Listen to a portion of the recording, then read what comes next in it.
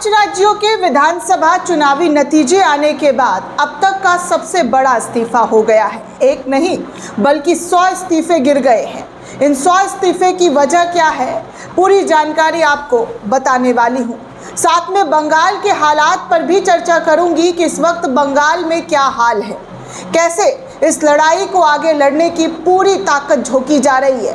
बाकी भारतीय जनता पार्टी बंगाल में शपथ को लेकर तैयारियां जो कर रही है, उन तैयारियों के बीच बंगाल में कौन बीजेपी का बंगाल का मुख्यमंत्री बनने वाला है, उनके नामों पर क्या असमंजस है, क्या खींचातानी है, इस बात पर भी चर्चा की जाएगी। बाकी बंगाल से भी एक बड़ी खबर सामने आ रही है, जहां पर जहां पर एक जस्टिस के ज़रिए अपना इस्तीफ़ा दे दिया गया है, जिन्हें चुनाव आयोग के ज़रिए एसआईआर में अपीलीय ट्रिब्यूनल से नियुक्त किया गया था। अब उसके बाद जस्टिस शिव गमन का इस्तीफ़ा हो गया है, जिसको लेकर कई तरीके की बातें निकलकर सामने आ रही हैं।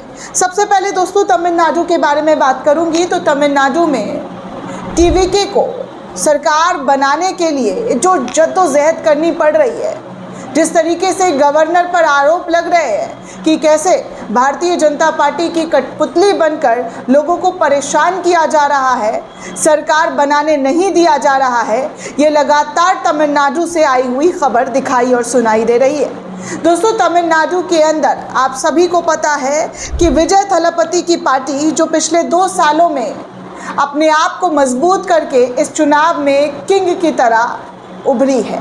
विजय 2 बार गवर्नर से मिल चुके हैं, लेकिन दोनों बार उनको खाली हाथ वापस आना पड़ा, क्योंकि गवर्नर ने कहा कि आप बहुमत साबित नहीं कर पा रहे हैं, इसी वजह से आपको सत्ता में नहीं बिठाया जा सकता है। जब तक आप पूर्ण रूप से बहुमत साबित नहीं करते हैं, तब तक आपकी सत्ता में वापसी यानी कि आपको सरकार बनाने की इजाज़त नहीं दी जाएगी, जिसको लेकर जगह जगह पर कांग्रेस के ज़रिए विरोध प्रदर्शन करना शुरू कर दिया गया है। थोड़ा से आपको जानकारी दे दूं तो इस वक्त तमिलनाडु में राजनीतिक स्थिति को देखते हुए राजभवन के सूत्रों ने स्पष्ट किया है कि जिस भी पार्टी को ज़रूरी संख्या यानी कि 118 विधायकों का समर्थन प्राप्त होगा, उसे सरकार बनाने के लिए आमंत्रित किया जाएगा। हालांकि सूत्रों ने इस बात से इनकार कर दिया है कि राज्यपाल राजेंद्र विश्वनाथन आर्लेकर केंद्र के दबाव में काम कर रहे हैं। इन्हीं सूत्रों ने कहा है कि निर्णय संवैधानिक मानदंडों के अनुसार लिए जा रहे हैं। ये खबर इंडिया टुडे के हवाले से बताई गई है। राजभवन ने सूत्रों में सफाई तब दी है अब जब राज्यपाल आर्लेकर को विजय के तमिलनाडु को अलग मुख्यमंत्री के रूप में शपथ में देरी करने के उनके फैसले को लेकर कड़ी आलोचना का सामना करना पड़ रहा है। अब देखिए, आपको बता दूं तो संजय राउत, जी हाँ, उद्धव ठाकरे के पार्टी के जो नेता हैं संजय राउत, उनका स्टेटमेंट सामने आया है, जिसमें वो क्या कह रहे हैं। वो कह रहे हैं कि राजभवन में बीजेपी के एजेंट बैठे हुए हैं, ये उनका कहना है। सोचिए क्या क्या कहा जा रहा है। और भी बहुत सारे आरोप लग रहे हैं कि भारतीय जनता पार्टी के इशारों पर तमिलनाडु में विजय को सरकार बनाने के लिए जद्दोजहद करनी पड़ रही है, उस तरीके की कोशिश की जा रही है। हालांकि कांग्रेस ने समर्थन दे दिया, यहाँ तक कि स्टालिन उन्होंने भी समर्थन दिया। स्टेटमेंट आया कि उनको सरकार बनाने में रोड़ा नहीं देना चाहिए, इस तरीके की परेशानियों को नहीं वो दिखाई देनी चाहिए, उनको सरकार बनाने दिया जाए। लेकिन इसके बावजूद भी 2 बार गवर्नर ने उनको वापस लौटा दिया। लेकिन चलिए अब आपको बता दूं कि इसी तमिलनाडु के अंदर, जी हाँ, इसी तमिलनाडु के अंदर अब एक साथ 100 अधिकारियों के ज़रिए अपनी नौकरियों को छोड़ दिया गया है, इस्तीफ़ा दे दिया गया है। इस्तीफे की झड़ी लग गई है। बंगाल के बाद तमिलनाडु में इस्तीफे की झड़ी इस तरीके से लगी है कि आप इस रिपोर्ट से समझ जाएंगे। दरअसल दोस्तों तमिलनाडु में नई सरकार के गठन को लेकर जारी अनिश्चितता के बीच एक बड़ा प्रशासनिक घटनाक्रम सामने आया है, जहां पर राज्य सरकार की पैरवी करने वाले 100 से अधिक विधि अधिकारियों ने अपने पदों से इस्तीफा दे दिया है और कहा है कि विजय थलापति को सरकार बनाने दिया जाए।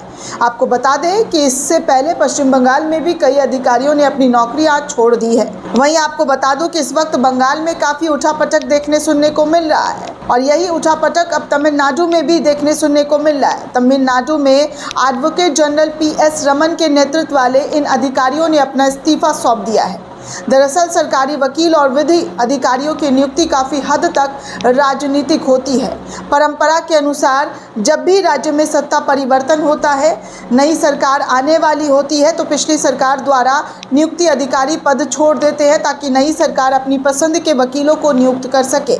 इस्तीफे के बावजूद इन अधिकारियों को एक सप्ताह और पद पर बने रहने का निर्देश दिया गया है।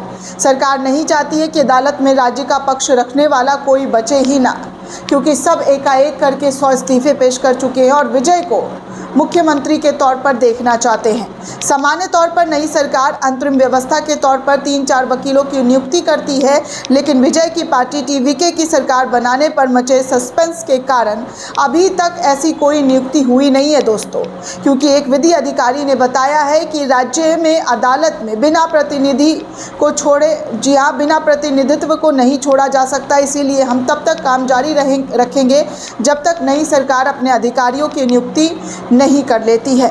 नियम के मुताबिक जैसे ही नई सरकार शपथ लेगी, वो अपनी पार्टी से जुड़े अनुभवी वकीलों को इन महत्वपूर्ण पदों से नियुक्त करेंगे। वर्तमान में तमिलनाडु सरकार की ओर से अदालतों में पैरवी करने वाले 100 से अधिक अधिकारियों की टीम है, जिनका भविष्य अब नई सरकार के स्वरूप पर निर्भर करता है। ऐसे में 100 से ज़्यादा अधिकारियों ने इस्तीफा देकर ये कह दिया है कि आप तमिलनाडु में एक अच्छी पहल कर किसी को रोड़ा और अड़चन बनने ना दे और विजय यानी कि टीवी की पार्टी को सरकार बनाने के लिए उनकी तमाम अपीलों को सुन लिया जाए, उनकी तमाम बातों को मान लिया जाए। सोचिए दोस्तों कि कितनी मुश्किल परेशानियां 2-3 विधायक के ना होने की वजह से, जबकि ऐसा नहीं है कि सरकार बनाने के लिए विजय के पास कम आंकड़े वालों जो कम संख्या है विधायकों की, उनके पास 100 से ज़्यादा विधायकों की संख्या है और ऊपर से कांग्रेस के ज़रिए भी हाथ मिला लिया गया है, लेकिन फिर भी गवर्नर के ज़रिए उनको बार बार मना करके वापस लौटा दिया जा रहा है। वैसे कई दफ़ा भाजपा के मामले में ऐसी चीज़ें देखने सुनने को नहीं मिली है। हमेशा भारतीय जनता पार्टी की चीज़ें ऊपर रही है। और ऐसे में दोस्तों आपको बता दूं तो एक खबर बंगाल से निकलकर जो सामने आ रही है, जैसा कि मैंने आपको कहा कि बंगाल में मुख्यमंत्री कौन होगा, इसको लेकर लगातार सस्पेंस बना हुआ है। लेकिन एक नाम है जो कहा जा रहा है कि शुभेंदु अधिकारी ही बनेंगे, उनका ही सीएम बनना लगभग तय माना जा रहा है। लेकिन इस बार बंगाल में पहले की तरह कोई डिप्टी सीएम नहीं था, लेकिन इस बार 2 डिप्टी सीएम के शपथ लेने की बात की जा रही है। कहा जा रहा है कि बंगाल में शुभेंदु अधिकारी के साथ साथ 2 डिप्टी सीएम भी बनाए जाएंगे। पश्चिम बंगाल में सरकार बनाने को लेकर कवायद लगातार तेज हो गई है। केंद्रीय गृह मंत्री अमित शाह बतौर पर्यवेक्षक भारतीय जनता पार्टी की तरफ से बंगाल में डेरा डाले हुए हैं।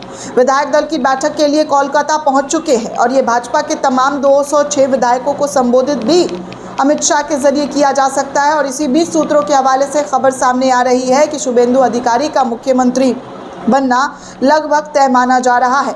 वहीं उनके साथ 2 उप मुख्यमंत्री को भी पद और गोपनीयता की शपथ दिलाई जाएगी। आज शाम तक इसका ऐलान हो सकता है। इस बारे में आधिकारिक तौर पर खबर फिलहाल तो सामने नहीं आई है, लेकिन सूत्रों के हवाले से ये खबर ज़रूर सामने आ रही है। वहीं दोस्तों आपको बता दूं जाते जाते एक बड़ी जानकारी, बड़ी खबर कि एसआईआर के तहत मतदाताओं के नाम हटाए जाने पर बड़े विवाद के बीच अब पश्चिम बंगाल विधानसभा चुनाव खत्म होते ही अपीलीय ट्रिब्यूनल में एक बड़ा इस्तीफा हो गया है। कलकत्ता हाई कोर्ट के पूर्व मुख्य न्यायाधीश जस्टिस टीएस शिवगमन ने स्पेशल इंटेंसिव रिवीजन यानी एसआईआर से जुड़े अपीलेंट ट्रिब्यूनल से इस्तीफा दे दिया है। उन्होंने इस्तीफा का कारण व्यक्तिगत बता दिया है। हालांकि अभी तक कुछ बताया नहीं गया। जैसे जगदीप धनखड़ के मामले में हुआ था दोस्तों, उन्होंने कुछ नहीं कहा, सीधे इस्तीफा हुआ और वो अंडरग्राउंड हो गए। ऐसा ही वो कह रहे हैं कि उनका व्यक्तिगत कारण है, इस वजह से वो इस्तीफा दे रहे हैं। चुनाव से पहले चुनाव आयोग ने पूरे पश्चिम बंगाल में वोटर लिस्ट की खास समीक्षा कराई थी, जिसका कि आप सभी को पता है। इनमें लाखों लोगों के नाम वोटर लिस्ट से हटा दिए गए थे। सुप्रीम कोर्ट के आदेश पर इन हटाए गए नामों पर अपील सुनने के लिए 19 रिटायर्ड जजों को अपीलेट ट्रिब्यूनल बनाया गया था, जिनमें जस्टिस टी.एस. शिवगमन इन्हीं 19 जजों में से एक जज शामिल थे। जस्टिस शिवगमन ने सितंबर 2025 में कोलकाता हाई कोर्ट के चीफ जस्टिस के पद पर रिटायर होने के बाद ये जिम्मेदारी संभाली थी। द इंडियन एक्सप्रेस के रिपोर्ट के मुताबिक अगर मैं बात करूं तो जस्टिस शिवगमन ने गुरुवार को कलकत्ता हाई कोर्ट के मौजूदा चीफ जस्टिस सुजय पॉल को अपना इस्तीफा पेश कर दिया है। चुनाव आयोग और बंगाल के मुख्य निर्वाचन अधिकारी को भी इसकी जानकारी दे दी गई है। जब उनसे संपर्क किया गया तो उन्होंने कहा कि उन्हें व्यक्तिगत कारणों से इस्तीफा दे दिया। अचानक से सब कुछ सही होता है दोस्तों, व्यक्तिगत कारण का जानकारी देकर इस्तीफा इनके ज़रिए दे दिया गया है। आप सभी को पता है कि कलकत्ता में 19 लाख मतदाताओं के नाम काटे गए हैं और अब यही नाम जो है, जिस तरीके से ममता बनर्जी कह रहे हैं कि 100 सीटों पर घपलेबाजी हुई है, इसको लेकर सुप्रीम कोर्ट का दरवाज़ा खटखटाने की बात की जा रही है, सबूतों को इकट्ठा किया जा रहा है। यही नहीं, इंटरनेशनल कोर्ट जाने की भी धमकी ममता बनर्जी के ज़रिए दे दी गई है। और ऐसे में अब अचानक से जो ट्रिब्यूनल जस्टिस को अपॉइंट किया गया था, उनका इस्तीफा हो जाता है। कई मायने में सवाल तो ज़रूर खड़े हो रहे हैं। भले ही उन्होंने व्यक्तिगत कारण बताया हो, लेकिन लोगों को यह हजम नहीं हो पा रहा है। दोस्तों, ये पूरी रिपोर्ट आपको कैसी लगी हमें कमेंट करके ज़रूर बताइएगा। साथ ही साथ चैनल को ज़्यादा से ज़्यादा लाइक, शेयर और सब्सक्राइब करना बिल्कुल भी ना भूलें। शुक्रिया दोस्तों।